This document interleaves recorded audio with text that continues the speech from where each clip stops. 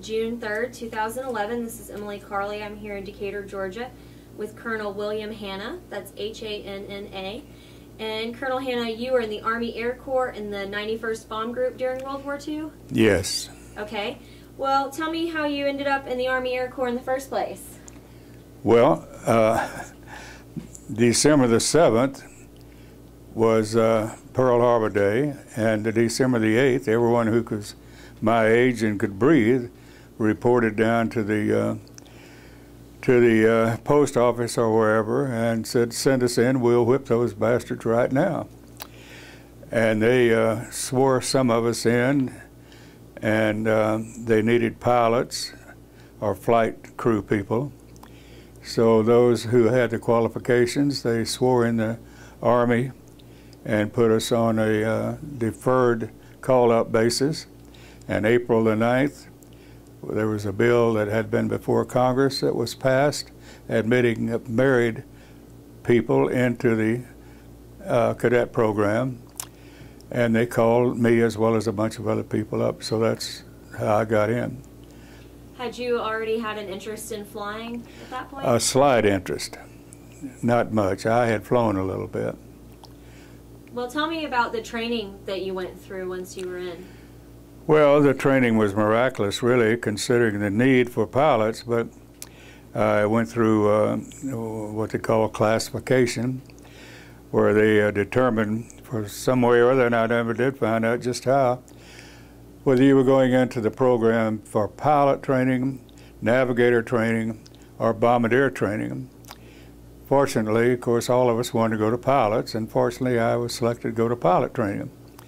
And from there, why, after about 6 or 8 weeks, trying to get the little city fat off of us, why, they sent us to primary.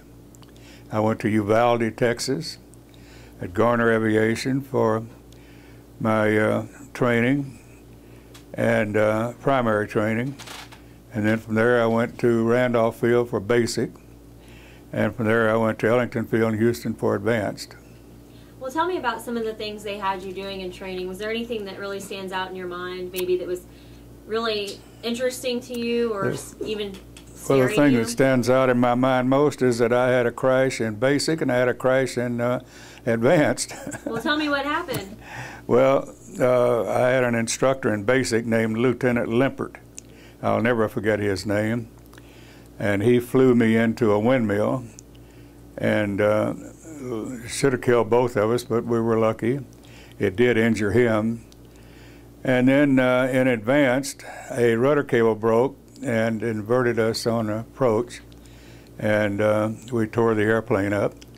But luckily, the instructor pilot in that back seat and I were not injured. We did tear the airplane up, though. What kind of plane were you practicing in at that point? Well, in basic, I was in BT-14s, which is the same as the BC-1 for you people that are knowledgeable. And advanced, I was 20-inch advanced, but we had to take air-to-ground gunnery in those days. You had to make a certain score, and you were flying a single-engine AT-6 that was equipped for with guns. And even though you were in multi-engine school, you flew in the fighter portion until you were able to make the certain score. And I then had an accident there because the rudder cable broke. Tell me about that. Well, we came in for a landing, and I thought I was just doing beautiful. Touched down, and what happened was that the tail wheel was cocked and would not permit the tail to go down without throwing you upside down. So we touched down, and that's what happened, and my instructor thought it was my fault. I had trouble convincing him that it wasn't because I thought I was doing a wonderful job. We flew by the tower, and they told us we couldn't land the airplane like that. He was a real nice guy. I knew him for years later. So he said, "Well, you're the cadet, so you're going to bail out." But he said, "I'm not, because I've never had that experience." And I said, "Well, I sure as hell haven't either." So we both decided that they weren't going to make us bail out. we came up with a procedure to touch down at the intersection of two runways, and it was in Houston, and there was a swamp area just off of the concrete. We thought if we could set it down, and just before we went inverted, set it down in that swamp and stick the landing gear in, that would be all right. Fortunately, we did that, and it went up on one wing. Seemed like for a long time, but then it fell back down on the gear. So that was my introduction to cadets and the various levels of flying. Did you have a desire to be a bomber pilot at that time, or did you care? That's the last thing any of us wanted to be, was a bomber pilot. No, I was recommended for fighters, and by every instructor I had. But of course, it's a numbers game at that time. But also the bomber crews were in heavy losses, and I thought our survivability would be better in fighters, but I just wanted fighters. So did every other young man. I mean, my blood's a running, send me in. And I wasn't fortunate at that. They sent me to, I volunteered for B-26, Martin B-26. At that time, to fly that airplane, you had to volunteer. I went to Moses Lake, Washington, and there were no airplanes there, and in about 2 weeks our aircraft arrived, and lo and behold, they had 4 engines on them, and they were B-17s. So I was stuck with a B-17, but that was a wonderful girl. No one ever flew a better airplane than the Queen. Tell me about the B-17. How many men would have had to be in the crew for that? Well, at that time we had a crew of 10, including the pilot. Later on, because we were flying formation, we reduced the crew to 9, took a waist gunner out. But the B-17 was a truck airplane, I guess, but a wonderful bird. And I was assigned one, which I flew 23 times in combat. It was shot up many times, but didn't seem to bother it. We just patched it and went up again. But it's just, I can't say enough about the designers of that airplane. So did you get the B-17 when you were still here in the States, or after you went overseas? Well, that's kind of a long story. I went to Moses Lake, Washington. I was assigned as a co-pilot that go right overseas. And I was with the Martin Provisional Group. And we went to Moses Lake and flew just a few trips or whatever. But then we were sent to Walla Walla and put on a crew. And we were to go overseas, as I say, with the Martin Provisional at that time. But suddenly, as I say, it's a numbers game, they sent all the co-pilots back to Ephrata, Washington, which was only 9 miles up the road from Moses Lake. Well, we got to Ephrata. A friend of mine and I decided that we didn't want to go overseas as co-pilot, and that we were gung-ho and good enough to go as first pilots. So we knew the commander of our squadron over at Moses Lake, and I happened to have a car. And we talked to our squadron commander at Ephrata, which was a Captain Ambrose, and bless his heart, and we made a deal with him. If we could go get checked out in a B-17, would they honor it? Now, Ephrata was a combat phase training base, so they didn't have transition. But he said, in a weaker moment, he said, yes, we'll honor it. And I have to thank him so much, because as it turned out, they did honor it.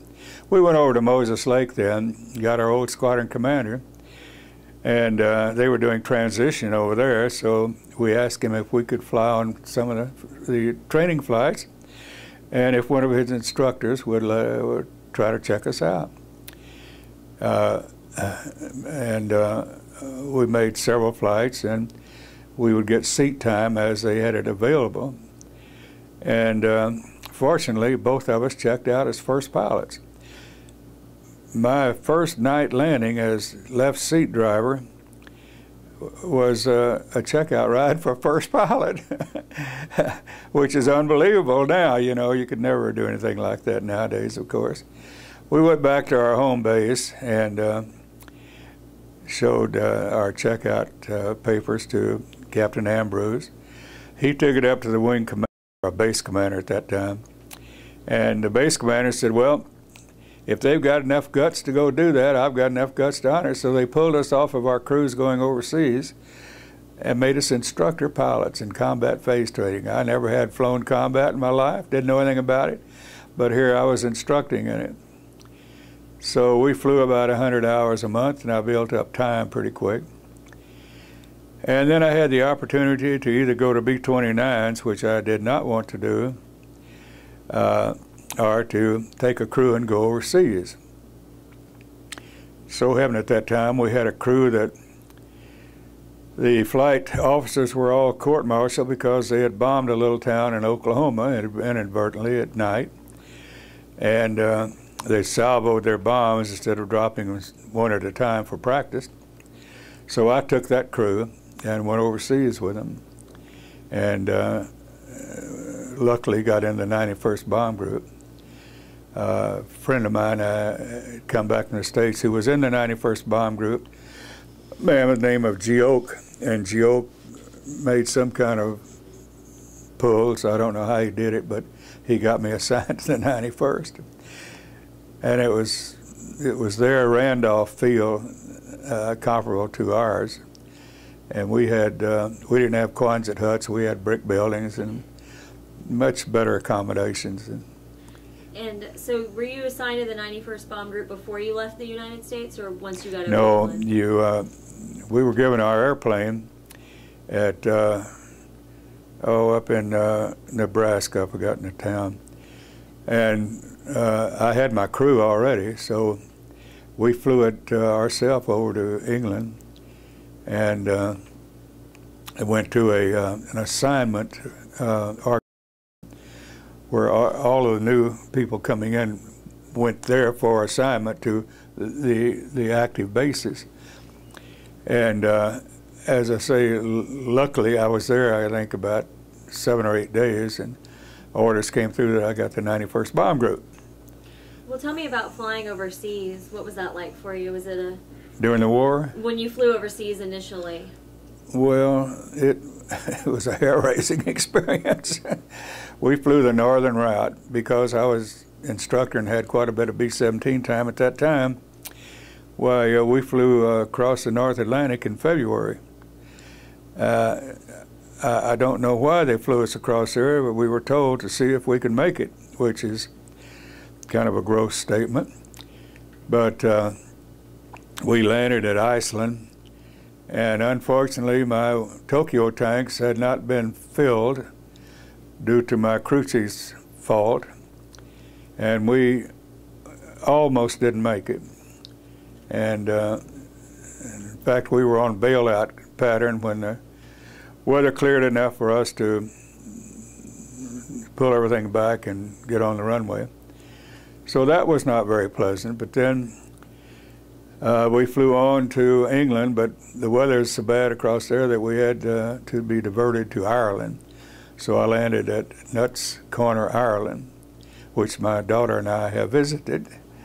But I think across was 27 hours of flying time, 24 hours of instrument time.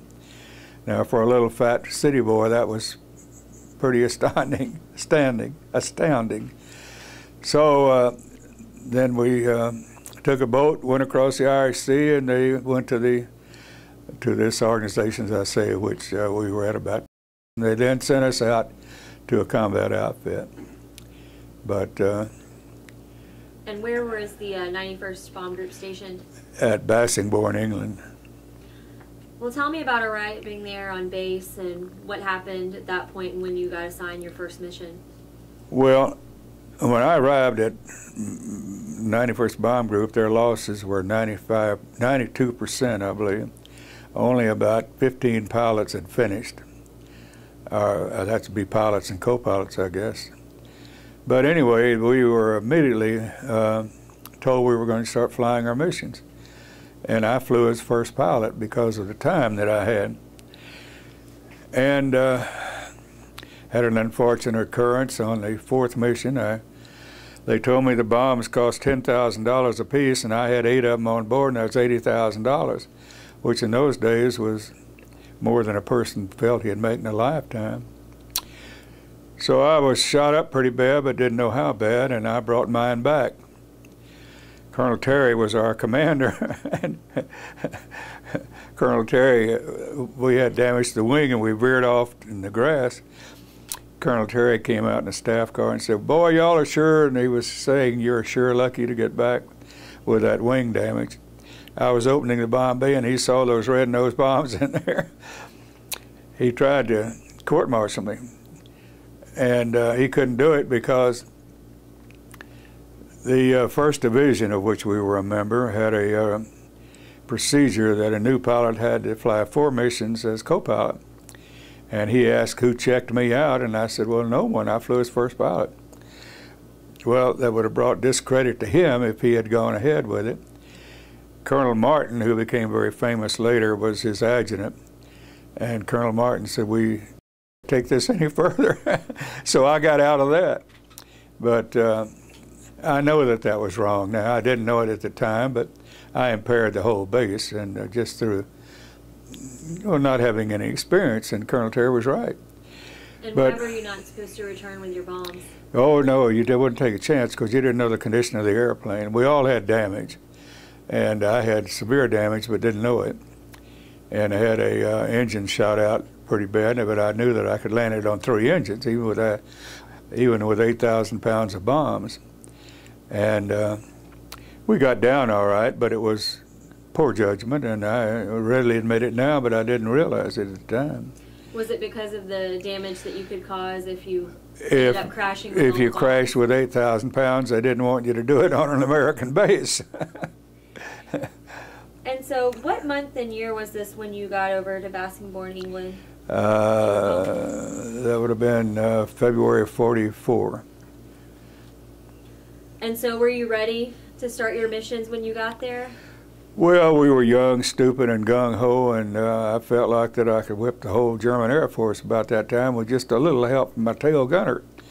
So, yes, we were ready to fly, and we were ignorant about it, you know, but we had the flag waving, and our wives were home and waiting for us to come back, and so we were ready to go. And where were you flying your missions? Over Germany. What were your typical targets? Oh, they varied all over that part of the world.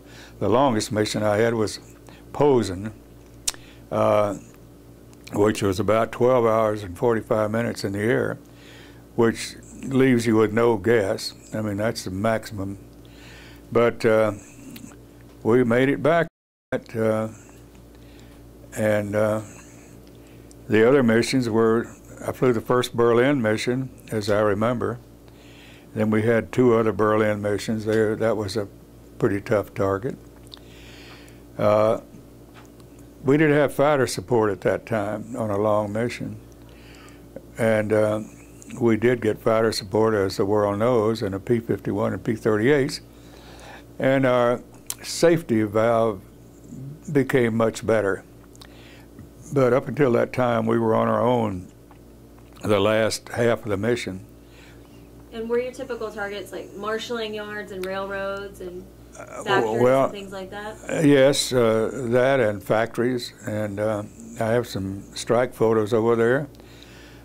Before D-Day, it was about my last mission, but we had railroad yards then. But the other time we flew Kiel, Kassel, flew München, and usually I will say that to my knowledge, we never had, except in Berlin, we were never given a target that did not have some military presence. Now, Berlin, there was a walk bridge in the park in the center of Berlin, and that was our aiming target. Every time I flew to Berlin, we tried to bomb that walking bridge. But that was the only place that, to my knowledge, or not to my knowledge, in fact, that I was ever given a target that was not a military target. So was that your target, or was it just to bomb anything in Well, Berlin? it was a bombing aim point. We were at that time we were trying to do damage to the civilian population, obviously. They deserved it, in my opinion, because of what they did to England. Terrible what they did. Well, on that fourth mission, when your plane was damaged, what kind of fire had you taken? We were damaged by flak fire at that time. And did you have a flak suit that you would wear on missions? Well, we had a flak vest. It was very cumbersome, though. And at that time, we didn't have any heat in our airplanes. And hell, it'd be 30 or 40 below zero with the wind blowing through, you know. And you'd put on all the clothes you could. And at that time also, we had the old bubble mask, oxygen mask, that had this thing hanging down here, and the sweat would roll down your... In fact, I still have fungus. And so you were talking to me about the masks that you had and the sweat. Yes, well, we had the old bubble mask at that time. We didn't have the demand system, and we didn't have LOX, which is liquid oxygen. We had gaseous, which is very dangerous. And I still have fungus on my chest from that old mask condensing and running down, you know. So we didn't wear that. You asked me about the flak suit. We didn't like to wear the flak vest because it was too cumbersome. If you were flying formation, you needed to have your shoulders free. Pilots nowadays, and me included, don't realize or can't imagine how we were able to fly formation with that heavy aircraft, and we had no assist on the controls for hours and hours and hours. I mean, we were just punk kids, really. Did you ever have problems with your oxygen mask freezing? Always. You bang it against something that would knock the ice out of it. That was the old bubble mask that would, where it dripped down, it'd freeze in there, you know. But the demand system, which they now use, is an entirely different system. Wonderful system. And I know some people had the heated flight suits. Did they have those at all when you were flying? That brings back bad memories. Uh-oh. The B-24s were equipped with heated suits. The B-17 crews were not. We didn't have a darn thing but our underwear and what we could put on top of it. And we did have gloves, very thin silk gloves, but that was just to keep your fingers from it. If your fingers froze, you hit them on something, they'd knock your fingers off, you know. And that happened to a lot of people over there. So that was the only special equipment that I know of that my crew had. What was the typical altitude that you would fly on the missions? Well, our bombing runs were usually 24, 25, 26,000, depending on the weather, of course, cloud layer and the winds and so forth. But we very seldom ever bombed over 26,000. That was a lot dependent on the capability of the bombing site. It could compensate for that distance, and speeds and everything, but I guess it ran out of the ability to compensate above 26,000. Did you ever encounter any German fighters in any of your missions? Well, I flew 32 missions and counted them 32 times, as I remember. Yeah. And what was your capability for getting away from them? I mean, would you just have to take fire from them, or is there... Oh, we were in formation. We couldn't, if you broke formation, you were a sitting duck. Saying a prayer and hoping you had fighter support later on, and that saved us. When did you finally get fighter support? Oh, I don't remember. I think I'd flown about half of my missions, I guess, and I've forgotten the date, but I finished my tour in 5 months, which is the least time anyone flew a tour out of England. So about halfway through would be something like March, I guess, of '44. How many missions did you fly? Our tour was 25, and I flew 32. Well, tell me about some of your most memorable missions. Well, I don't know of one being more memorable than the other, except that the one where I brought the bombs back was kind of illuminating. And the other one was the Posen mission, because I had flown 13 missions in a row. And we went to sleep right after takeoff. I'd sleep 15 minutes, my co-pilot would sleep 15 minutes. And we flew 13 hours in that condition. I was flying deputy lead, so that meant that I was right under the tail of the lead aircraft. And we were flying like looking up to the top and holding formation. So that was a memorable mission as far as I can remember. How long could a B-17 stay up before it absolutely had to land? 13 hours. So by the time you got back from Posen, you were 13 hours. Just kind of coasting in almost. It was very precarious. But flying a lead is you're fortunate because you don't use as much gas per flying time as your wingmen do, because they're jockeying the power all the time. So I was fortunate I was flying lead, so I was safer in my fuel supply than the other people were.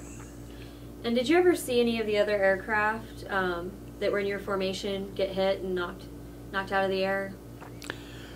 Well, should I tell her about the bomb, the 90, the 100?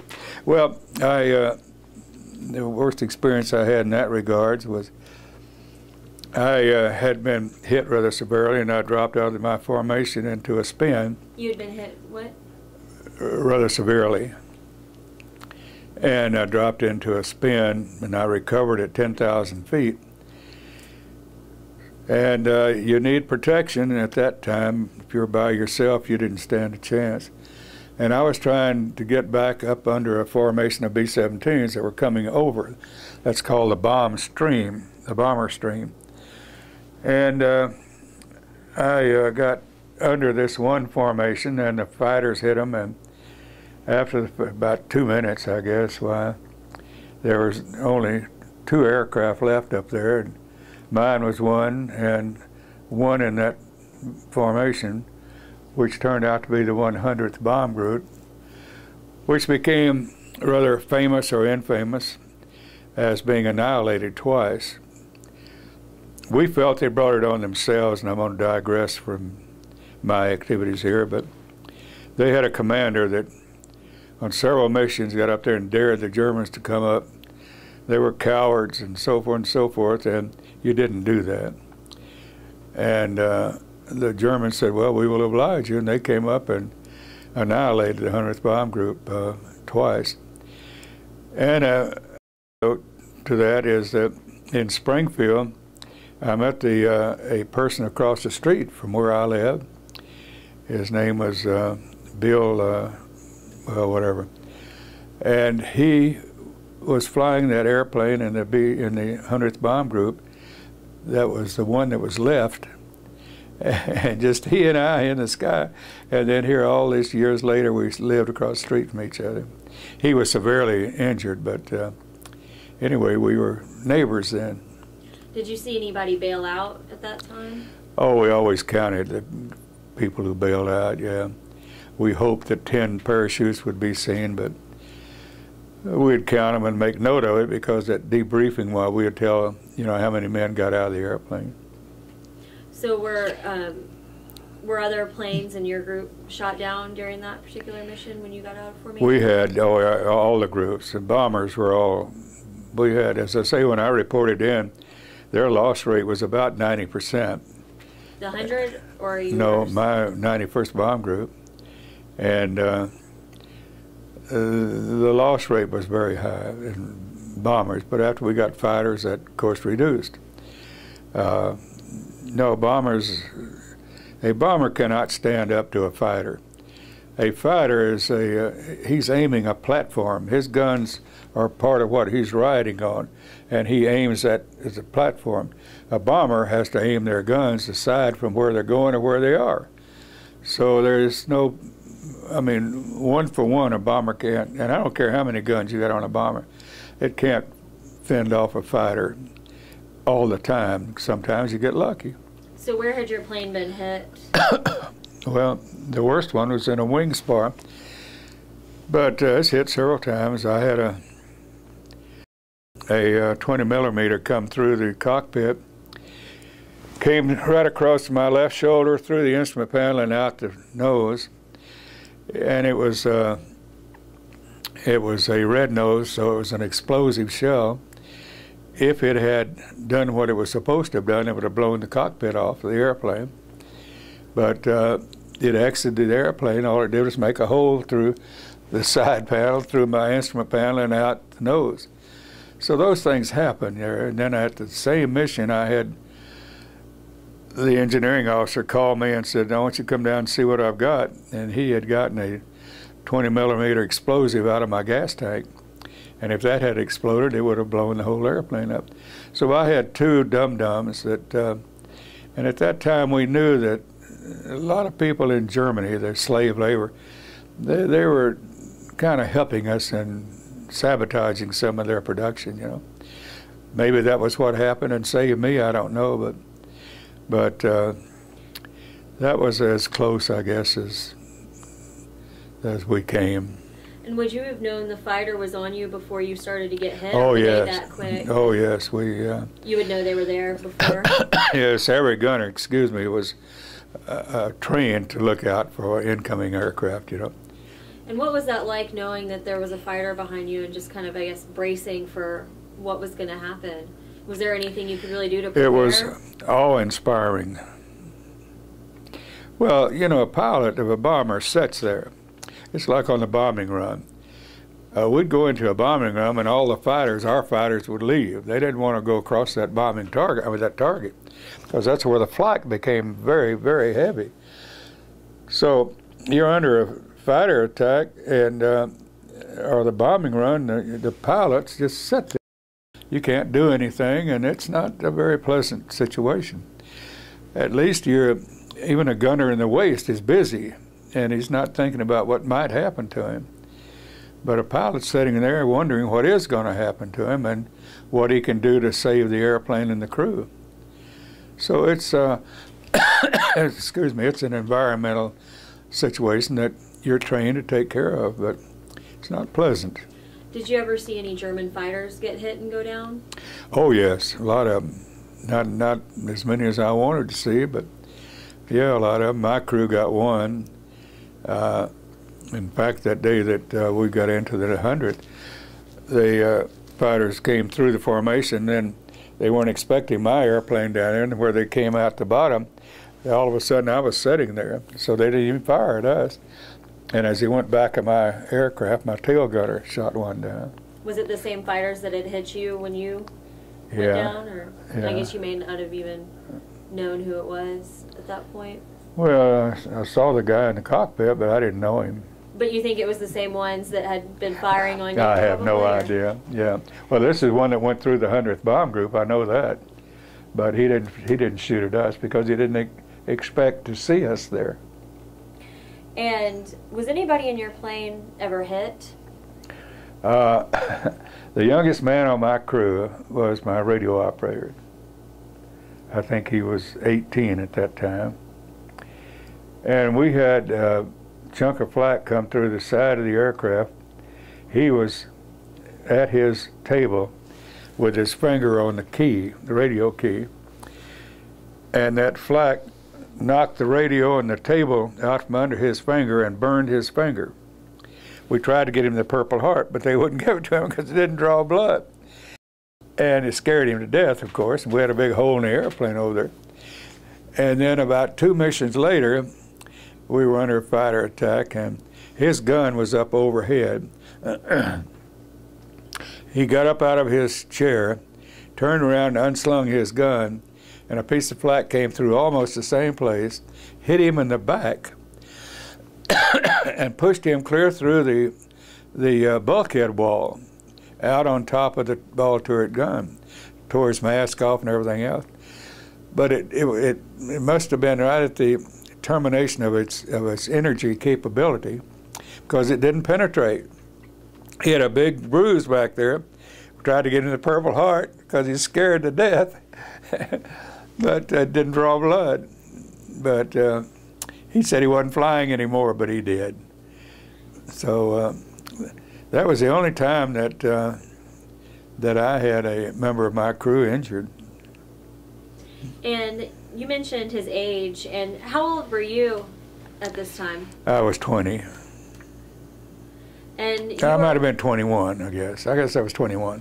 And you were already married at this point, correct? Oh, I was so married. No one was ever more married than me. And do you think that you had a different attitude than some of the guys that you were flying with because you were maybe a little bit older than some of them and married, and that may have made you a little bit more level-headed when you were on mission? Well, the first letter I received from my wife was, we'd been married 3 years. It was, "Dear sir, I'm pregnant." And that's kind of the way she wrote me business letters. I never said "I love you" or much very. But anyway, I then had an obsession to get home.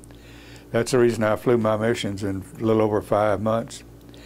I talked to my crew, and I said, well, if we're going to get killed, we'll probably get killed one way or the other. Is it okay with you all if we just fly as often as we can? Excuse me, I'm going to need some water in a minute. You want to take a break? I think it better because Okay. my throat's getting very... Okay. Well, the first letter I received from my wife, and I met my wife when I was 15. We were married 65 years altogether, but she told me that she was pregnant. And I then just had an obsession to finish and get home. So that's what I did. I flew 13 in a row, which is just unheard of. I think I mentioned that before.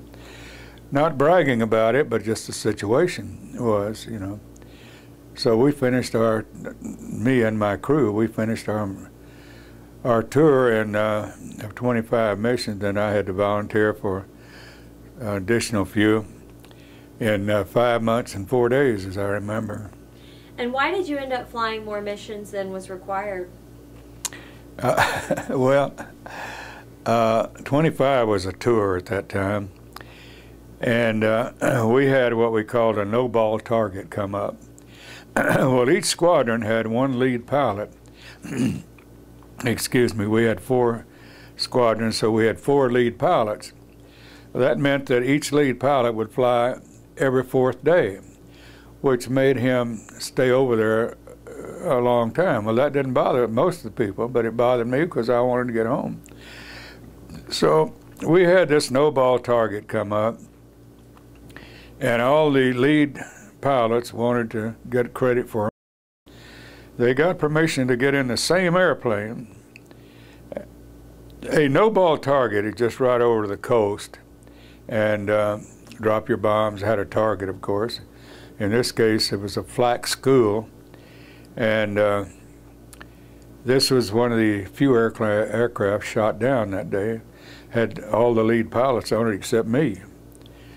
So Colonel Terry, bless his heart, was in kind of a jam, and he asked me if I'd fly a couple of volunteer missions to check a lead pilot out. So I didn't realize it until my grandson years later, but I ended up flying more than I thought. I ended up flying 32 missions. I thought I'd only flown 25 plus 4, but I still don't know how in the world I did that without knowing it. I mean, that's stupid. And when did you say, remind me again of when you got over there and started flying your mission? I think it was February of '44. And you said you were over there for 5 months? My last mission was D-Day. That's what I was going to ask. Yeah. So tell me about that mission. Well, the thing that I most remember is that I was assigned to fly the lead airplane for our outfit. And the night of the 4th, well, I was called over for briefing, and was briefed for the D-Day operation the next day, which had been the 5th. And it was an astonishing thing to me, of course, just a little old cog in the wheel. to be told of something of that event happening the next day, and that I'd been privy to be briefed about it. But then it was canceled the next morning, as we all know.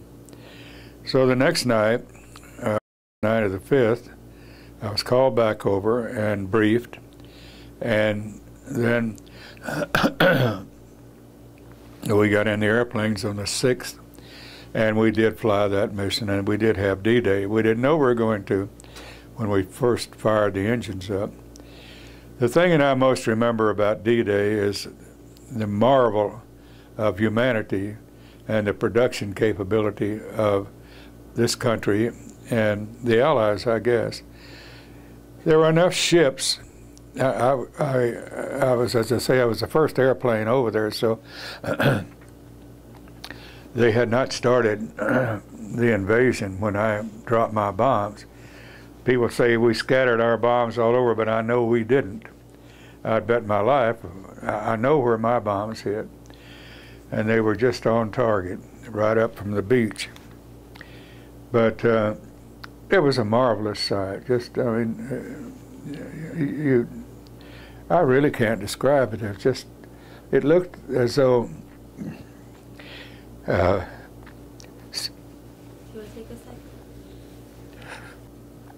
Well, you were asking me about D-Day, and it was a wonderful sight, a terrible sight, but it looked like that that you could jump out of that airplane and you'd land on a ship. The sea was covered with ships, and we were flying at 18,000 feet, so we were close enough to the ground to see what was going on. I could see landing craft circling out there before they went to the beach. The thing that I most remember is the USS Texas, one of the old battleships, was firing, and it had, I think, 18-inch guns, and it looked like they were firing a Volkswagen, and I could see the shell coming out of that gun and impacting on the beach. It was a very large projectile, you know, but the whole thing was just awe-inspiring. We could not turn around. If you had a malfunction, you had to land in the sea. You couldn't turn around, they'd shoot you down. And it was unbelievable to me. It still is when I look at it. I don't know how we put all of that stuff on that little island in England and then got it going in the easterly direction. Marvelous coordination, it had to be. Were you taking anti-aircraft fire at this point, too? No, we didn't. We weren't even shot at that time. And tell me about the briefing that you had for D-Day. What did they tell you about what was going to be going on and what your role was going to be? Well, I don't really remember the details of it, except that we had, of course, a takeoff time, a rendezvous time. I was told what we had a definite climb-out pattern and a farm-up pattern, and I was told where that would be, what it would be, and how altitude and all that. And then when I was to depart for the coast, and how many aircraft I was supposed to have on my wings, all of those details. And of course I was given, as my bombardier was in briefing, I was giving the point of aiming, which was right at the beach, and then our bombs tracked. And given all that information and to what with the ground forces. If we were shot down, I was going to have a water landing. If I had a malfunction, or anyone in the outfit had a malfunction, they could not turn around and go back. So after we bombed, we had to go down south, and then a certain track that we had to follow. You had to stay on that track or they'd shoot you down. So that's the details of what I kind of remember, but the thing that I most remember was how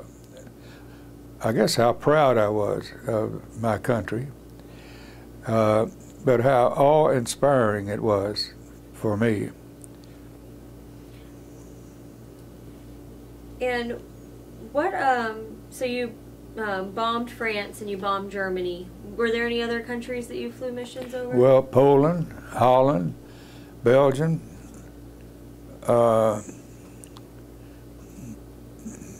anyone else that I know of? I don't remember. And so were the targets in all of these places fairly similar? They were always, except as I say in Berlin, they were always, to my knowledge, military targets. And I know that your bomb group had an interesting nickname. Can you tell me what that was and explain that to me? The Ragged Irregulars? Oh, well, I don't really know I don't remember the origin of that now, except that we were the first group over there, and we had a commander at that time, I can't remember his name offhand now, I know it very well. Anyway, he reported into he took a cadre over there first, and he reported into the British authorities, and they assigned him a base. Went out and looked at that base, and it was Quonset huts and so forth. And he happened to go back by Bassingbourn, where it had brick buildings and a good mess hall, and he took us, but I wasn't with him at that time. Martin, Colonel Martin was his name. But he took all his men, took them out to Bassingbourn and told the British government that was where we were going to operate from. So they thought that was the British thought that was highly irregular for an upstart American to come in and tell them where he was going to fly out of. But he stuck to his gun, and we had a good base. And your plane had a name as well, didn't it? Yeah, it seems kind of odd, I guess, to most people now, but we named it the Liberty Run. The whole crew voted on it, but we felt that from the pictures and the information we had been given back, that the Germans in bombing England had killed so many children. They bombed indiscriminately, and I will never forgive them for that. That was terrible, I think. So we felt that the Stark delivering babies, instead of babies, was going to deliver bombs back to Germany. So we named it the Liberty Run, and had a big round red circle and a Stark in that circle with a bomb in its diaper, in its bill. So I mean, it was just something. It wasn't outstanding, but the only outstanding thing about it was it had a big round red circle on the nose of the airplane, and everyone said, "You could fool, paint that big circle on the airplane because the Germans will pick you up in a minute." Well, what really happened was my airplane was the first one to be painted with such a stark, recognizable symbol, even from a distance, that I don't know about the Germans, but our fighters, who always had trouble picking up the outfit they were supposed to escort, and boy, they came right in on us because they saw that big red circle there. They would come over at night and they'd say, "Whose airplane's that with a big red circle in it?" You know. So we were fortunate and just lucky. But those things happen over there, you know, during the war and everything. But we were proud of the airplane, I'll tell you. It was a wonderful queen. And the nickname, the Ragged Irregulars, didn't that also have to do with the heavy losses that the 91st Bomb Group? Not to my knowledge. And I know that you said that you flew 13 straight missions at one point, but typically how often would you go on a mission? Was it, you know, once every few days, or? Well, yeah, they'd give you 3 or 4 days between missions. After we got a full complement of people, then we had enough, you know, to fulfill our obligations.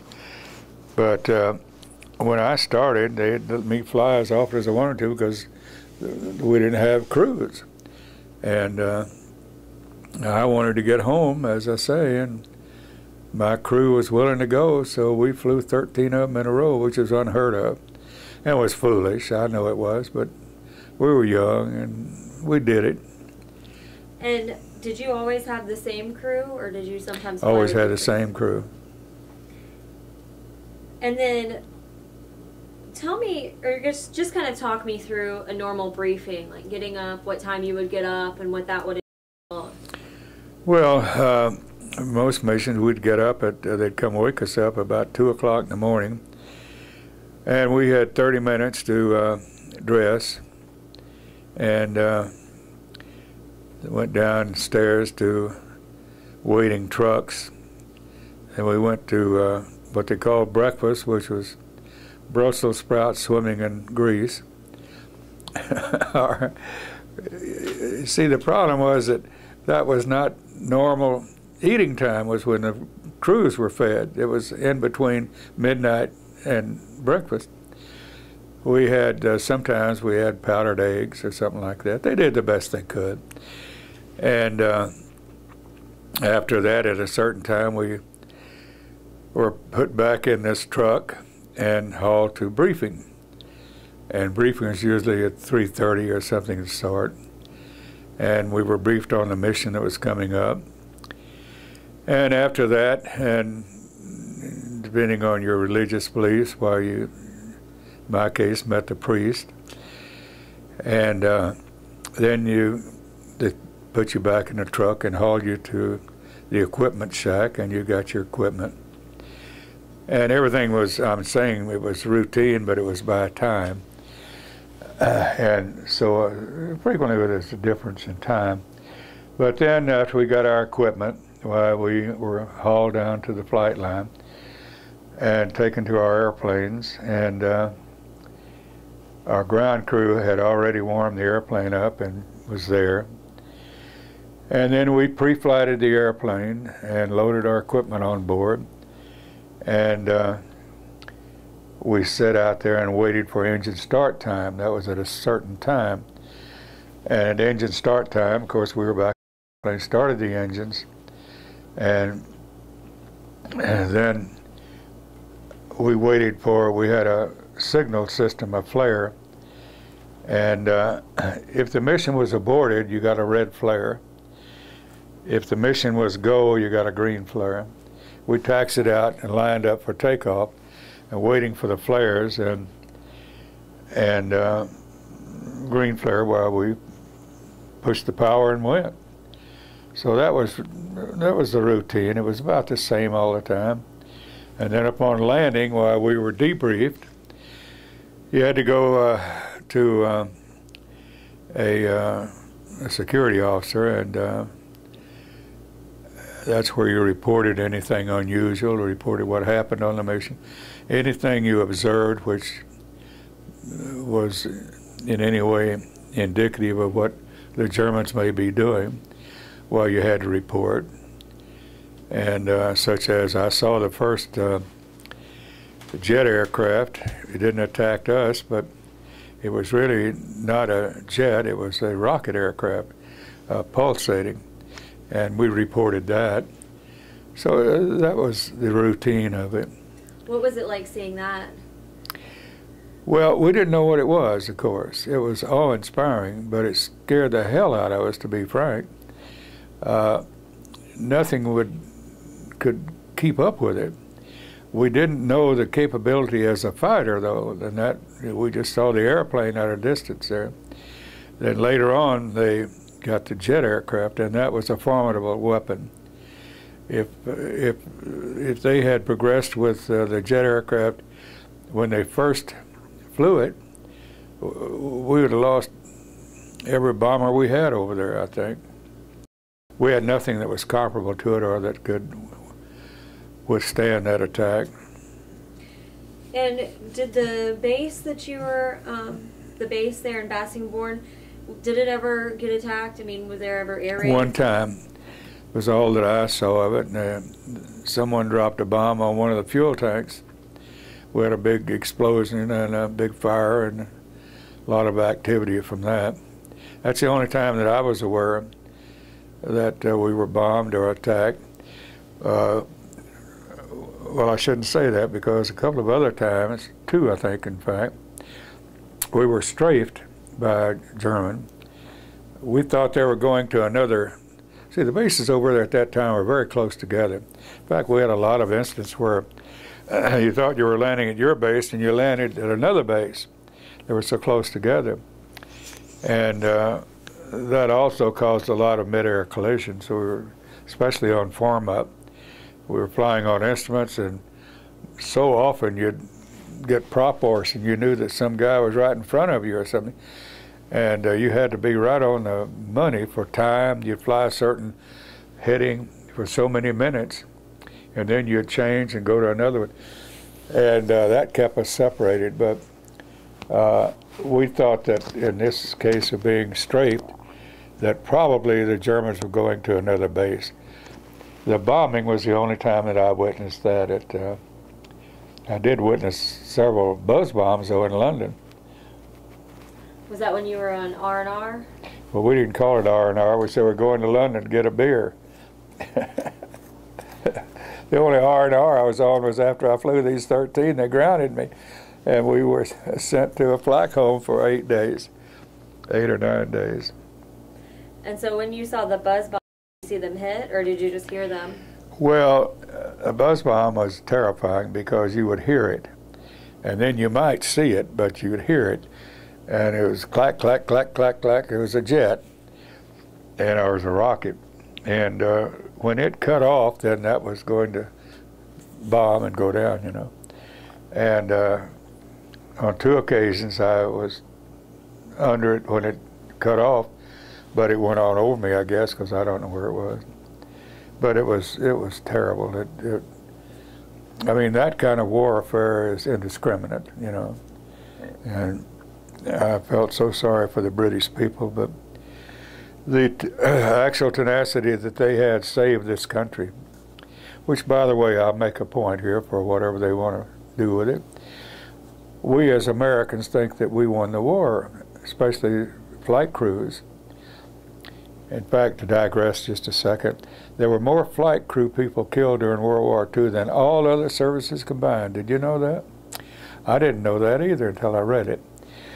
But we have our freedom due to a few pilots, and they were the English Spitfire and Hurricane pilots. We sat over here with, well, we just sat over here and did nothing really, except send them what merchandise I guess we could. But those people, I felt sorry for those. I've been to a base that they'd make 5 or 6 sorties in one day. Guys that come down there so tired they couldn't get out of the airplane. They'd have to lift them out, and then they'd service the airplane and put ammo in it and all that. And pretty soon the clank would go off and they'd up again. We owe our freedom to the British pilots, and I say that with all reverence. And you mentioned the mid collisions. What about accidents during takeoff and landing? Well, we didn't have many on takeoff and landing if you had the power to get it in the air, you know. We had a few that, due to loss of power or something, but the mid-air collisions were what we worried about because there's so many airplanes in the sky forming. And you worried about you getting off course. You had a very definite course to fly and a definite altitude to be at a certain point. And so did everyone else. That was the only way you would avoid a collision, you know. And several times in my case, and all the other people too said the same thing, you felt prop wars. Well, you knew there was an airplane right in front of you. So it, of course, excited the hell out of you, you know. But we lost a lot of airplanes due to collisions over there. And tell me about the 8 days of rest, I guess you'd call it, that you got after your 13 No, I'm not going to tell you about that. Oh, you're going to get in trouble? Yeah, my daughter's here. Should I tell her to cover her ears? I'll step out. No, it was a nice time, and thoroughly enjoyed it. My whole crew went, and it was a pretty nice time, if you had a nice time there. And I know there was a story about after you left that plane, something happened to it, correct? After you... Well, my airplane, Well, it was, I think my last mission was either 1 or 2 days after D-Day, and this airplane was shot down, I think it was 6 days later. And that's the picture that happens to be in this book. And it brought me back every time, and I shouldn't say this, but I felt if that crew had stayed with that airplane, it would have brought them back. But that's just stupid on my part, I guess. But it was a wonderful airplane. They ended up bailing out of the plane? Well, they did. 3 of them were killed, but were any of them from your original crew at all? Not in my crew. They were. I got them all through. But I can't say enough about that airplane, I'll tell you. I had to fly the General Ike several times, and it was a dog. It was just a dog. Was that on some of your missions that you had to use another plane? Yeah, they named one of them General Ike. Wanted to get as many missions as he could in a short time to bring it back for bond activities, people buying bonds. And all the lead pilots had to fly it because we were flying as often as we could. But it was a dog.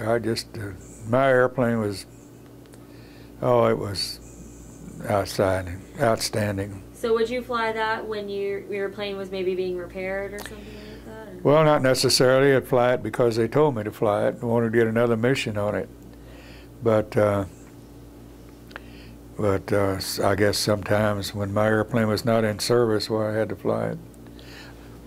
And I think we figured out, just based on the timeline, that you were about 23, actually, when you were over there, I think. Well, I don't know. My math is hazy. I was born in February of 1921, and this was February of 1944, so that'd be 23. Yeah, so that's why I was thinking that you might have just been, your maturity level might have been a little bit more than that of some of the younger members. And my crew thought I was. I don't know, but they were prejudiced. You might not have felt as mature as they thought you were. Prejudiced, yeah.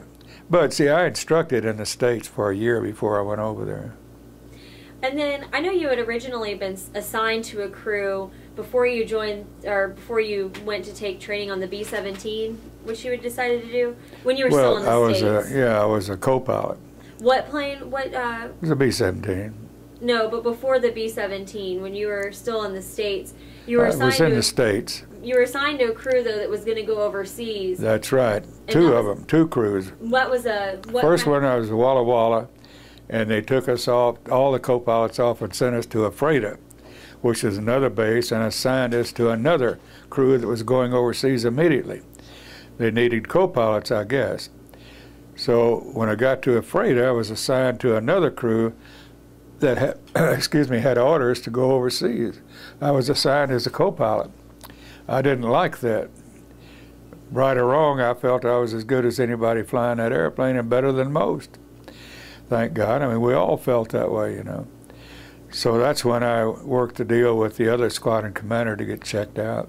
So that was still on a B-17, though? That was a B-17. Do you know what happened to those crews that you had originally been assigned to? Well, of course, the first batch at Walla Walla, that was a Martin Provisional Group, and they went to Bassingbourn. They formed the 91st Bomb Group. Okay, so it was who you ended up with after all anyway? Yes, okay. I ended up with them, but not as a co-pilot. And then what about the other crew? Do you know? I don't know where they went. All right, hold on one second. All right, today is June 3rd, 2011. This is Emily Carley. I'm here on tape number 2 with Colonel William Hanna. And so tell me, when you got sent back to the United States, did you have to stay in England for a little while after you completed your missions, or were you immediately sent back? Well, a short time, and then I came back to the States. And did you stay in the service at that point? For a while, and I had enough points. We had points awarded for combat. Excuse me, I had enough points to get out. And I had an acquaintance in civilian life that was working for Brinkerhoff Drilling Corporation as a son-in-law. And he thought there was an opportunity for a flying service out at Vernal, Utah. Excuse me. And he wanted me to join him in that business, which I decided I would do. So I got out and opened a flying service up. And I was out about 3 years, and they called me back to fly the Berlin airlift. We didn't have many, at that time, we didn't have many 4-engine pilots left because everyone wanted to be a fighter pilot. And the losses were so much higher in bombers. But anyway, I guess every bomber, every 4-engine qualified pilot, they offered to let them run the Air Force if they'd come back. They never did let me run anything, but... Tell me about the Berlin airlift. Well, that was an awe-inspiring operation. I flew C-54s, and my outfit, which was we thought a very stupid procedure, but you flew 12, you were on duty 12 on and 12 off. Supposedly, you'd go on at 12 midnight, you had to fly 2 flights, we call them or whatever, and before you could get off duty. Well, many times, due to weather or whatever, you were still on duty when you should have been off at 12 midnight or 12 at noon, and you were still out there at 1 or 2 in the afternoon. Then by the time you got on the bus and got back to Atterbury Betts, which is where we were billeted, why, there's another hour or 2. Many times we got very, very little rest, and we were back out there flying 2 more boxes up to Berlin. We should have killed a lot more people than we did. It was just flat luck that we didn't lose a lot of men. We flew in any kind of weather. They never did shut it down. The only concession they made, they being the people in authority, for weather was that we had a normal separation of 3 minutes. Bad weather, they would make that 4-minute separation. That's not much of a concession for bad weather, and I mean it was bad weather over there. And if you missed your approach at Berlin, you made a missed approach procedure and came on back to where you were billeted or where you left or assigned.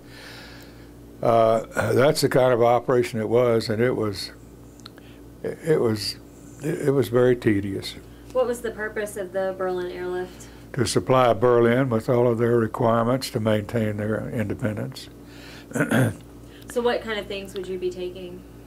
We took everything. Our base, excuse me, primarily we hauled coal, but we hauled anything and everything that fit in that airplane. Did you have any kind of unit designation at this point, or? Yeah, the 11th Troop Carrier. Well, no, it wasn't that. It was another. I've forgotten that. Okay. I was in the 11th after that, though. And how long were you involved in this? Well, we, I guess 9 months, something like that. Excuse me. And so you stayed in the Air Force? Was it the Air Force at that point? Yes. Okay. No, it was the Army. It was still the Army Air Corps? Yeah. Well, my wife did not like the military, and I don't know why I'm bringing this up, but I had to make an agreement with her that, you know, if you are a military pilot, the only place you can fly a military aircraft is in the military. And we were coming back from the grocery store one time, and a B-25 came over, and I was watching it. My wife was at the door. I had an armful of groceries, and I ran into the clothesline. She said, and I'd gotten this letter from the Air Force offering to let me come back in, or requesting that I come back in, I guess it'd be proper. I was undecided about what to do because my wife was not too upbeat about the military. But she said, well, Daddy, it's all right with me if you'll make this agreement. In 6 months, you either get out of the military, and I don't want to hear another word about it, or you say I want to make a career of it, and I'll put up with it until you retire. That's a pretty good deal. So I got to fly all over the northern hemisphere. I had a good assignment after the Berlin airlift. And Mama came over to Germany, and I just decided to make a career of it then. So this was before the Berlin airlift? After the Berlin airlift. Oh, after it? Okay. Mm-hmm. So had you gone into the reserves after World War II? Was that why you got called back up? Yeah, well, that was automatic. You were in the, even though you retired, well, I mean, you hadn't retired for longevity. You'd retired for points or something else. You were just separated. And tell me about your assignments after you rejoined the Air Force. Well, of course, the Berlin airlift we've covered. After that, they kept some of us in Germany, and assigned us troop carrier work. Gave us C-82s and 119s. It was the only aircraft that would, at that time, accommodate an automobile or trucks. So we had the mission of being in place, in place to fly high-cog people, the political people, out in case the Russians advanced. So where were you stationed at that point? Rhine, Main, Germany. Okay. And so I flew the C-82s until I came back to the States. It was troop carrier work. We dropped paratroopers. I flew cars and everything around to the different embassies. Marvelous duty because I love to travel. I got up from the northern hemisphere to the, just all over, down to Beirut and Africa and all that. So it was good duty for me because I love to fly and I love to travel. Then I came home and was assigned to a training wing, and we had foreign students at Goodfellow Air Force Base. And then I was jerked up and taken to headquarters of FlyTAF and put on an inspection team, which I hated. And then after that, I went to Vietnam in '55, I guess, in the MAG over there, and advised the Vietnamese. Came back from that duty, went to McConnell Air Force Base in B-47s, and was there 3 years, I guess.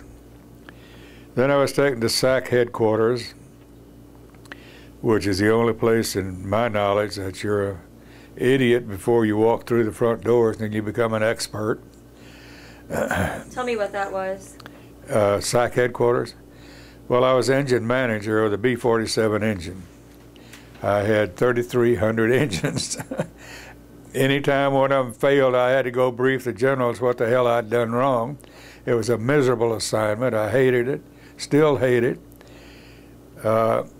Anytime they had a B-47 that had an accident, we had to be there before the smoke cleared away, trying to convince the generals that in my case I had engines, that the cause of the accident was not an engine failure, and the other people who had different components of the aircraft were equally trying to impress the generals that it was not their equipment that failed, you know. But anyway, I did a lot of traveling, but it was a miserable assignment. I was under General Wilson, and he became famous. His tag was Sundown Wilson. He went to a base, and they were not doing a good job, and he gave all the maintenance people until sundown to pack their bags and get off the base. The one thing that I did admire about General Wilson was he believed in what the maintenance people who had experience had been trying to tell the people in authority, that we're breaking the engines down too often. Engines was my primary concern. Too often to see why they're doing such a good job. When you break down a complicated piece of machinery and put it back together, you have what's called a marriage failure rate. You're going to have a high failure rate all of a sudden until all the parts marry each other again. And General Wilson, I will give him this credit, that he believed, as we did, the working people, that we were inspecting that engine too often. When I first became engine manager at SAC, I think we were performing a required hot section inspection, as I remember, every 500 hours. That may not be true, but it was a fairly short flying time. And when I left, we'd gotten that up to 1,500 hours. A jet engine, if it fails, it gives you ample warning. Look, I've got something wrong with me. I'm not going to have a catastrophic failure for a while. Now, you keep putting off checking me, and I might have a catastrophic failure. So that was the one thing that I'll praise General Wilson for. And the rest of the time, he was a son of a gun to work for. And our commander was Curtis LeMay, and have an accident, we'd all meet in the accident board briefing the generals on what happened, and we'd all try to save our end by saying, well, it wasn't engines. But I will give, General LeMay was hard to work for. And he kept pounding us. I don't want to know all this, and I won't use a military phrase, I want to know the last thing that happened that made this accident inevitable. Well, he's right. You know, that was the last thing that caused that accident, which we could not counter. So briefing him on an accident was a kind of a save your rear end type thing. And then after that? Well, after SAC, I went to B-52s down at Florida, McCoy, and had to go to Guam with the B-52s, flying over Vietnam, and came back to the States. I don't know where I went, and then where? But anyway, then shortly after that, I was sent to Waco or Austin, yeah. Did you go to the Philippines before that? Oh yeah, I went to the Philippines. I'd forgotten about that. Took 2 daughters over there to a fighter outfit and got them both married. And then came back and I retired from the Philippines. What were you doing in Guam? I was commanding officer of one of the maintenance squadrons. And you said something about flying over Vietnam?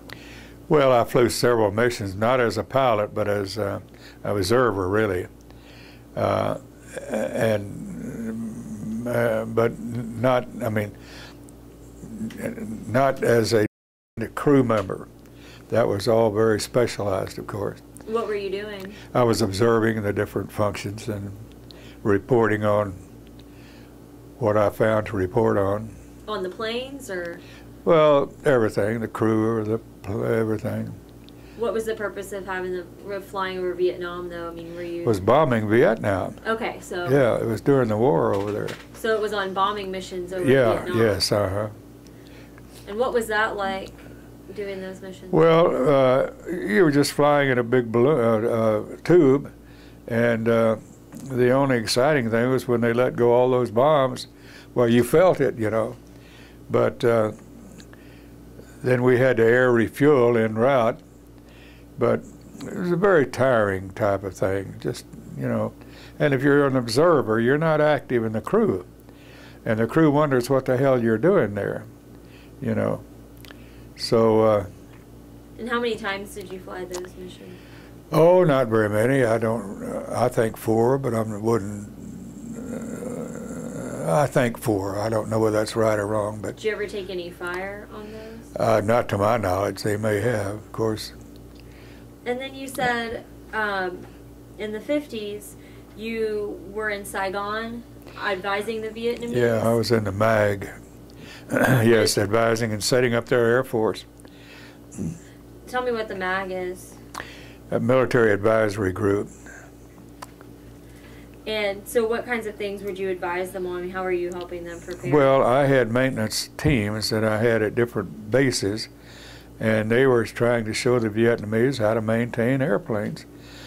And I was in the headquarters, but the teams were under me, and I'd go out and inspect what they were doing, and then inspect the out a little bit. You had to be very cautious.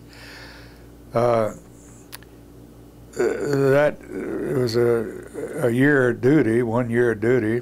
It's a hardship tour, and nothing remarkable about it except that they tried to kill us a few times, but that was about all that happened. Is that why you're saying you had to be very cautious?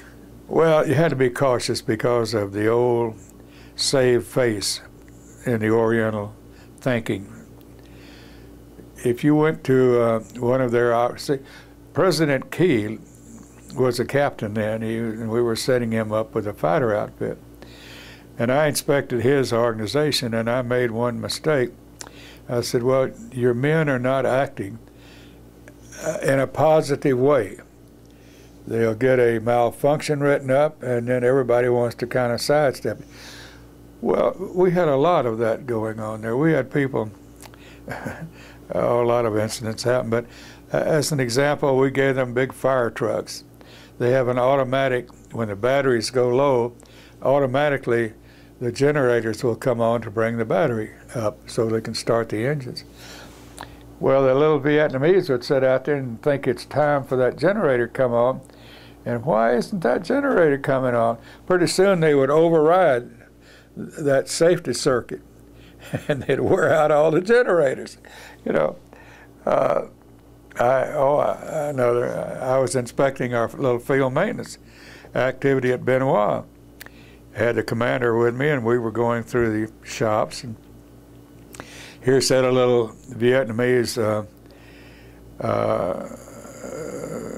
worker on a large piece of equipment on a workbench, clamps. And he was holding a piece of metal between his toes, and he was beating on this, you know. And I asked the commander, I said, well, hell, we have all kind of vices. And he was on a big, beautiful American-supplied work table, but didn't have the vise, the proper holding equipment. And I asked this commander, I said, well, why is he up there holding it? Well, he said, we can't get a vise. So we had an officer out at the depot. I called, he was an American advisor, and I called him. I said, why the heck can't we get vices out there? Well, I went out to the little depot, and we found the problem was that a Vietnamese supply officer had signed for, say, 50 items, one item, 50 each. He felt that he had to have control of 50 items. Well, they were given to him to issue, you know, out to the bases. Here sat these big, beautiful vices over there. I said, why haven't you? Oh, no, sir, I'll keep, you know. So I got some, I got a couple of vices sent out to Benoit. And went out there a couple of weeks later, and the commanding officer met me, and he said, oh, we got our vice, we got our vice. And we walked into the sheet metal shop. Here was this little sheet metal worker sitting on this big vise as a seat, holding a piece of metal between his toes and banging on that door. That's the good that it did, you know. So we had a lot of instances like that. They were humorous and, you know, it broke the monotony, I guess. I had another incident where we had a tail damage to a liaison aircraft, which is a small airplane. And the commanding officer at the depot, at the field maintenance organization, called me at my office, and he wanted me to come out to see how they had repaired this tail surface. So I went out there, and he had his shop people who, by hand, they were wonderful mechanics, and he had built a new tail surface for that airplane. And I told him, I said, that won't work. I mean, the aluminum that we give you to work with has to be hardened, and there are procedures you go through to give it strength. Aluminum has no strength until you work harden it or some other way. And he was aghast. So he said, "Oh no, they did a perfect job." So we went out and he started the engine up. And of course, that beautiful, beautiful tail surface sat there and did this and then went down, you know. So we had a lot of things like that happen, but I love the Vietnamese. You said there were some, what sounded like maybe some scary incidents. Well, I had a team up at way up north at that last place. I've forgotten the name of it. Anyway, I went up there on an inspection, and it was right at the DMZ up there, and we had rented a house for, I think 6 troops up there, for them to be billeted in, and we stayed out inspecting the base, and normally we would have been back in that house at a certain time for dinner. We had a cook assigned and all that, a Vietnamese. And we stayed at the base 30 minutes or an hour longer than we intended to. And some Viet Cong, I guess, had driven by, and there was a large window in this house, and they had, with machine guns, shot at table height through that window, and if we'd been there, it would have gone through our head of every one. Things like that happened. They bombed our, they bombed our bus one time. Fortunately, it was raining and we hadn't gotten on board it yet. But how would they do that? I mean, would they rig up an explosive on it, to time to go off at a certain time, which was the time that we would board it to go to work. But it was raining so hard that we sat back in the entrance to this building where we ate breakfast and did not go to the bus. And it blew up right outside with only the driver in it. So things like that happened. We counted hand grenades every day. They kept them down at Camp St. Jack. We knew how many we were supposed to have, and we made sure that we had them. And we were always short 2 or 3 hand grenades. So was there a fear that some of the people that you thought you were working with were working Well, we against knew you? that the Viet Cong was getting stronger all the time. I mean, that's what we were there for, you know, is to try to set up our little Air Force, our little Air Force. Well, did you think any of the people that you might have been working with were maybe secretly working for the Viet Cong as well? Probably were. We couldn't tell the difference. And you Of course, the people I worked with were Americans, but we had Vietnamese that we would go work with in their environment. So you never knew about that. Were there any other incidents while you were there that stand out? No, not to speak of. We had several things happen, but if we got through them, well, we didn't talk about it much. And you said you were with the Military Assistance Group? Is that what it was called? The MAG? The MAG, Advisory. Yeah. Say that again. The MAG is Military Advisory Assistance Group. Military Advisory Assistance Group. Okay. And then, was that the entire designation of the group that you were with? Yeah. Okay. And then, when you were in Germany after the Berlin airlift, when you were on the in the troop carrier group, was that when you were with the 11th Troop Carrier Squadron? Yes. Okay. Excuse me. And then, when you were stationed in Guam and you were flying the missions over Vietnam, I only flew a few of those as an observer. Yeah. What was that group that you were with at that 305th Composite. 305th Composite, yes. Composite group, or? Well, I don't remember. It was a group. They took took teams and made a composite group over there. Took teams from all the bases. And do you remember the year that was that you were doing that? Yeah, it would have been 60. I finished off at 63. I believe it would have been 63. So it was in 63? I think it was. No. Later than that? We're talking about Guam. Mm-hmm. It would have had to have been later than that, I would think. We went to the Philippines in 67. So it was probably right before that, then, like Probably maybe 66. It was when I was sent to McCoy. And 65, 66 was right in there. was that what it was? Well, And so then you retired in 70. And then what did you do after you I retired? raised cattle. Quite a departure. I always loved my cattle.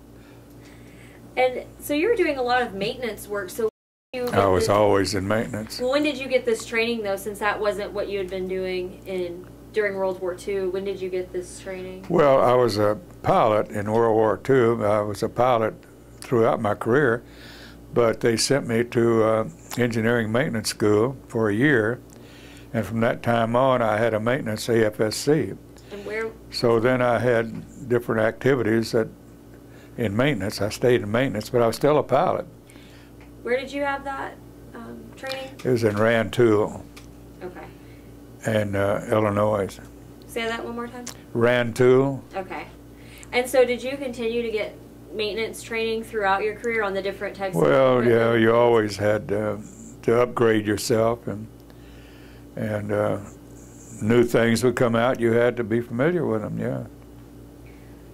All right. Well, is there anything else from your time in the service, either during World War II or after, during your long career in the Air Force, that stands out to you that we didn't talk about? Anything that you want to tell? Any other stories? Well, I had, shoot. Oh, the weapons over here. Well, one is outstanding because my brother was in the Navy, and won't you hand that to I her? was going to say, do you want to show? Well, yeah, I'll show that to him. Here, why don't you show us? But my brother was in the Navy, and on one of the islands, Hold it up just a little bit when you. he captured the bayonet from one of the Japanese, and he also was in maintenance and access to machinery, and he made this bayonet knife to give to me to carry while I was overseas during the war, and I appreciated it much, and he inscribed it from my hand to your hand. He was my older brother. When had he come back from? He came back the day that I left the States. To going overseas, he came in from the South Pacific. They kept him in the South Pacific for 3 years, which he had all sorts of ailments when he came back. But I'm proud of that only because my brother made it. I don't know whether I could have ever used it or not. And you said he got that how? He made it himself.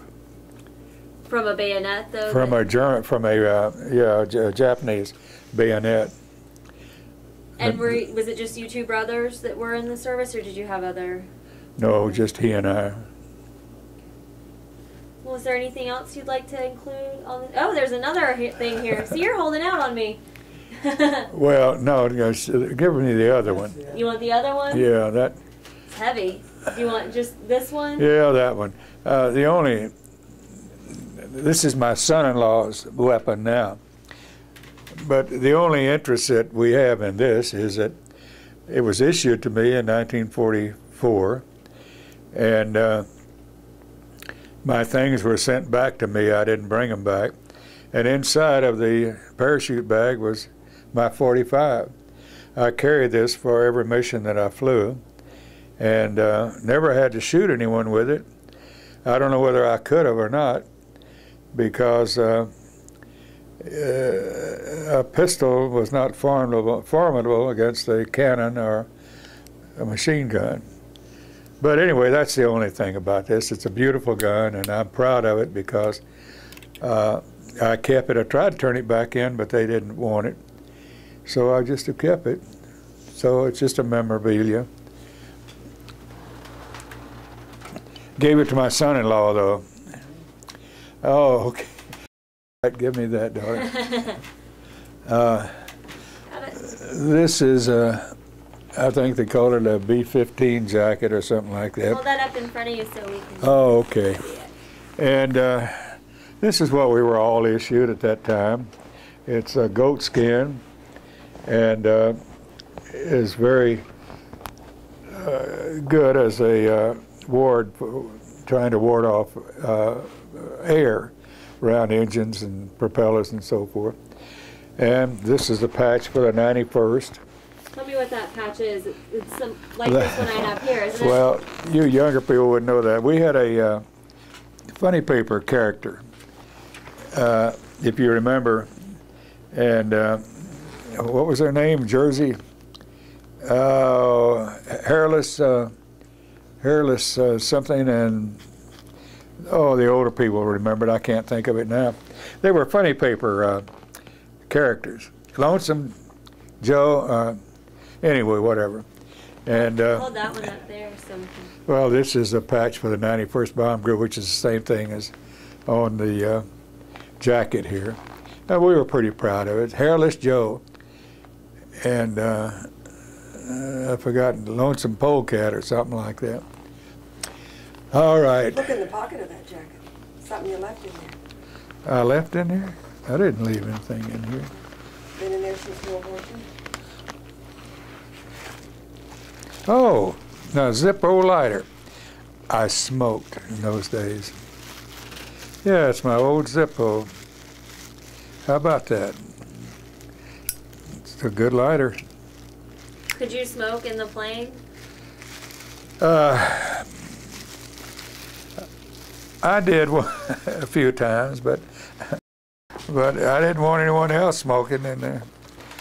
But several times my co-pilot did not smoke, fortunately, and my engineer didn't smoke. But a few times I take a cigarette out and blow oxygen through it to light it, and then put my mask back on, and then take a puff. And so now that's having the habit pretty bad, I think, because you're on oxygen, and it wasn't particularly dangerous, but certainly was stupid.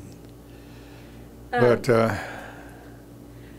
when you're talking about the 45 over here, it made me think of something I didn't ask you. Oh. And that was, I assumed that you had that in case you had to bail out, so you had some sort of protection. Well, we were required. We had, yes, and we had a submachine gun assigned to each aircraft. That was limited protection, I'd say that. We were required to, I think, as I remember, we were required to carry it. It was issued to us for that purpose. We had a shoulder holster and so forth. As I say, I don't believe anyone would have used it. I just, under certain circumstances you were, you know. Well, and you'd mentioned, or you would, rather. You had mentioned on your first trip, when you went overseas initially, that you thought you might have to bail out, or y'all were prepared to bail out at that point. Well, this was at Iceland. That was due to shortage of fuel. Well, that's what I was going to ask you, though. Was there any other time during any of your combat missions that you Well, thought we you were might have to always bail out? ready to bail out, of course, and we had depended on the damage of the aircraft. If we thought we could make it back, we stayed with the airplane. If we didn't think we could make it back, well, you wanted to bail out while the pilot still had control of it. The pilot particularly wanted to have control of it because he was the last man out, and he damn sure wanted all the time he could develop to let the guys go out, and he would have to wait, you know. So, but you had your parachute close to you. We had chest packs for parachutes. We didn't have the rear pack. And you grabbed that on the way out. That was just SOP. Were there ever any times, though, that you had everybody prepare to bail out and then change? Well, there were a couple of times that I told them, alerted them, but as it turned out, I didn't think the damage was that severe. Well, are there any final thoughts or just anything else that you want to get on? You're a nice-looking woman. Oh, well, thank you. Okay. Glad you got that on tape. Well, I really... Oh. Is there... Oh, the bomb pictures or the... Strike photos. Did you keep all of those? Well, I kept some of them that were given to me. The lead aircraft always had cameras, and they're called strike photos, so they would be evaluated as you came back. But I don't think we need to put those on. Well, we'd love to get some copies of those. If that would be all right with you to go along with your interview. I was thinking about that story about the bridge. Well, we, my daughter is reminding me of one in particular just before D-Day. My squadron was given the target of a single-track railroad bridge down in France. And that is a very difficult target for high-altitude bombing in those days. And I have strike photos that showed that we hit it just perfect. So we were going to be awarded some medal and pat on the back and this and that and the other. And the next day it was withdrawn. The congratulations were withdrawn. A fighter pilot observer went down there and said they didn't hit that bridge at all. Well, there were two bridges close to each other, and we thought, and I'm positive that that fighter pilot got the bridges mixed up, because I had the strike photos there, and they were right on the money. They were just, my bombardier hit them just perfect.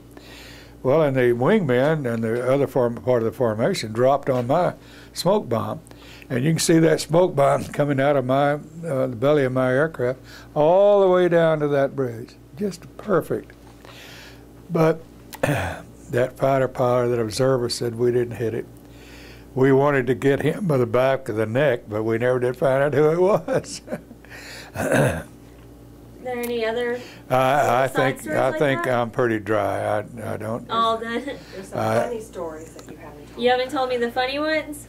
Which one is that? How about landing in Italy and getting the people boarding the plane drunk? That was. Well, now you have to tell me that one. Well, that was not. That was when it was had the troop carrier. I was a maintenance officer too, and we had an airplane go down in a little town called Udine down in Italy with a bad engine, and I took an engine down and a crew to change it, and it was on a little old strip that had been built during the war, PSP, and I had 6 men with me, I believe. And we then had 2 airplanes. Well, each airplane had a generator system and so forth. So we had lights and everything we wanted. And I took 10-in-1 rations, and we set up housekeeping on one of the airplanes. And I had a crew chief that by the name of Tony Squasseri. Tony could speak Italian. And every time I went to England, I took, he was under me, of course, and I took Tony with me as a crew chief. So I had him on board, and at that time, you drain the oil out of an engine or whatever, you couldn't leave it. I don't know, it was black market, I guess, influences and everything. Anyway, I was supposed to take this barrel of oil back to Germany. But I didn't relish flying back over the Alps with any more weight. I was going to have the bad engine and everything. So I told, we wanted somebody to do the cooking. I was doing part of the cooking. I told Tony to see if he could find an Italian family. We were only 12 miles from the border, Czechoslovakian border, and right up in the northeastern part of Italy. Beautiful little place. And I told Tony, take that oil and see if you can trade it for something. Mainly someone to do some cooking out here for us, you know. Well, he found a family, a man and a wife and 2 daughters, and they came out and set up and did our cooking for us. And we just had a wonderful time. The communists were very active at that time, and they heard we were on the little field there, and 50 or 60 or more came out with their red flags, and they were circling our aircraft. Well, they hadn't been acquainted with the Yankees very long, or they would have realized that pretty soon my men were out there with their red flags, and they had they had the communists sitting there drinking beer or wine, and everybody got along just fine, you know. But I think that's what my daughter had in mind. But fine, my commander had an airplane fly over, and I got on the radio and said, "Get your rear end back home." So I had to leave. I've got a case of Sandeman port flying out of the back of the airplane and throwing a 50-pound sack of coffee out of the back. Well, and the urine tube story. Oh, well, man, you really got into it. Well, obviously in 13 hours or 8 hours in altitude like that, there's no pressure on you. Urinating is a problem. In fact, the gas and everything else is a problem. Are you talking about when you were... Flying combat, yeah. Okay, during World War II then. Yeah. I'm sorry, I should have identified No, that's that. okay. But I had a real gung-ho ground crew chief. I can't recall his name right now. And I thought I'd never forget it. A wonderful guy. The whole crew was wonderful fellas. Anyway, I told him, isn't there some way that we can put a relief tube in there besides the one that came with the airplane, because to use that one, you had to get up out of your seat and go over, and you had all this equipment on, and freezing and everything. And so he said he thought he could rig up something, and he did. He rigged up another relief tube going right straight down out of the belly of the aircraft, right below the cockpit. And oh, we thought it was just wonderful. Man, we didn't have to get out of the seat or anything. It was just wonderful. But all of a sudden it stopped up. Well, we were letting down then from altitude, and when we got to warm air, that had frozen where it went out into the slipstream, and he had it pointed just a little bit forward instead of all the way back, because when he put it in the aircraft, it was setting on its tail, and he put the angle in based on that. But when we're flying, we're like that. And when that plug thawed out, it blew all the urine that was in that tube all the way all over the cockpit and everything. It smelled terrible, of course. But that's the story of our relief tube there. The coffee was out of Beirut. That was what I was flying, the 11th Troop Carrier. But we had a guy down there, we called him Roger the Queer, if you don't mind that. And he was in love with my crew chief. And we couldn't get coffee in Germany at that time, except very limited amount. So I asked Roger, they had whole bean coffee down in Beirut, and I said, can you get me a couple of pounds of coffee? Well, he wouldn't leave well enough along. We could take 2 pounds back and declare it. And we took off, and we were en route back to Germany and out over the Mediterranean. And my crew chief called up and said, Skipper, we've got a big sack of coffee down here. What do you want to do with it? Knowing that we couldn't take it back into Germany, although I guess we could have if we'd declared it, but it would have been a real problem. And we didn't want to try to take it in without declaring it. And anyway, we were all undecided, but had to make some decision as to what to do with it. So reluctantly, we threw it out the back just to get rid of it. But no, a lot of things like that happened over there that kind of broke the monotony, you know. So there was a story about port, too? Well, that was port wine. I flew one of the first military aircraft into Portugal, and the people were just grand to us there. And they served us in the restaurant there, and wherever we ate, wonderful melons, which we couldn't get back in Germany. I love melons, any kind. So, excuse me. So I told our escort people that I sure would like to get, excuse me, some melons, a couple of boxes of melons to take back to Germany with me. And our aircraft was parked out, of course, at the airport. And I love Sandeman port wine. And I said, I'll pay for it, of course, but could you get me a case or two of Sandeman port? And he said yes. So the next day, we were scheduled to depart, and I went out to the aircraft with my crew, and here was a big truck backed up there. They were loading melons in there, enough for the whole squadron, and 2 cases of port wine over there, which they wouldn't take any money for or anything else. Well, we, of course, got out over the Mediterranean that day.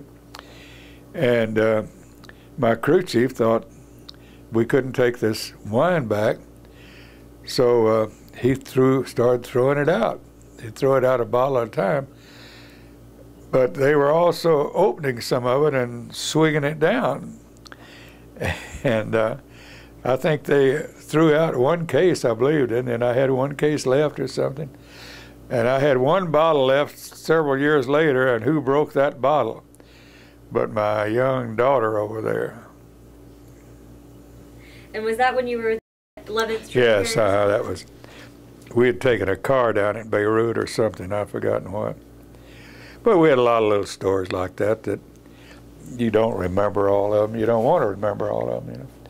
And they don't make very tall tales. Well, do you have any other humorous stories? Well, a lot of them, but not that I want to put on this tape. Is there anything else y'all recall? The story about the Portuguese being so grateful to the Americans. Yeah, that was a wonderful experience. That might be a good story. Well, the only thing about that was that, as I say, I flew the first military aircraft into Portugal that had been there since the war, and people were just magnanimous to us. They were just couldn't do enough for us. And we went on tours around the town, and everyone was just lined up with waving to us and greeting us and all of that, because they were so glad and appreciative of what the Americans had done in fighting the Germans. They were smart enough to know that if the Germans had won, that they would have suffered the atrocities that the other countries had suffered. So they were just very pleasant to us. They just couldn't do enough for us. We couldn't pay for anything. We couldn't, if we admired something, they gave it to us. And just outstanding. It was pleasant. About the only time I think the Americans are really appreciated, except I think the British appreciated us. My wife appreciated us. Was there something else about that story you would mention? I think that's enough. Babies. Something about they wanted the Americans to touch their babies. She said something about them wanting the Americans to touch their babies. Oh, well, yeah, when we were taking, around in Portugal there, the women would be out on the stoops of their apartments with their babies, and they would bring the baby over and wanted us to hold the baby or touch the baby or something. I mean, they were so appreciative of us, and it, of course, made us feel wonderful to be that appreciative. So it was outstanding to us, Is there anything else you'd like to I'm talked out, kid. Well, thank you so much. I will say one thing. Down in the South Pacific, the girls kept getting whiter every week. You're going to tell them that story about your co-pilot you zipped up? No. No, I can't tell them that. The men have told a few stories I don't know about. Uh-oh. Well, if there's anything you want to share, I'd love to hear Well, it. no, I don't want to share that. Your ball turret guy? Oh, yeah, I'll share that. Let me get you some more water, Dad. We picked up our aircraft at, You want to sip? no, I'm not finished, at Grand Island, I believe, in Nebraska. And my ball turret gunner was a little fella, as most of them were. So he came out the airplane and he said, "Skipper, could I bring my wife?" His home was right there. "Could I bring my wife out to look at our airplane?" And I said, "Sure, come on, bring her out."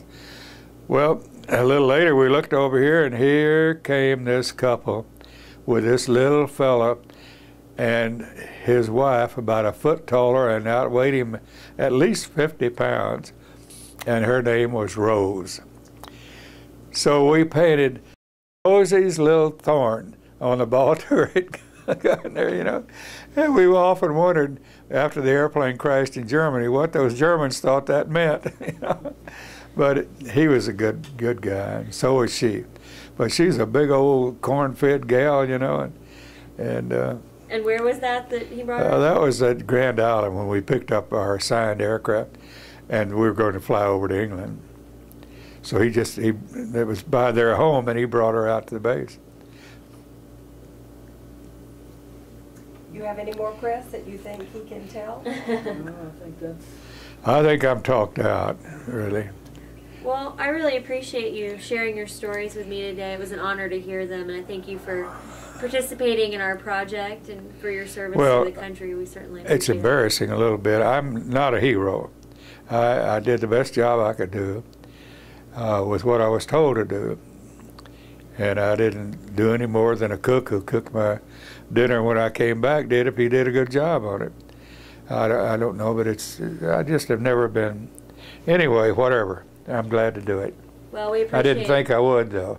Well, we appreciate what you did for us, and we thank you for it. Well, I did that for my kids and myself, too. But I do thank you.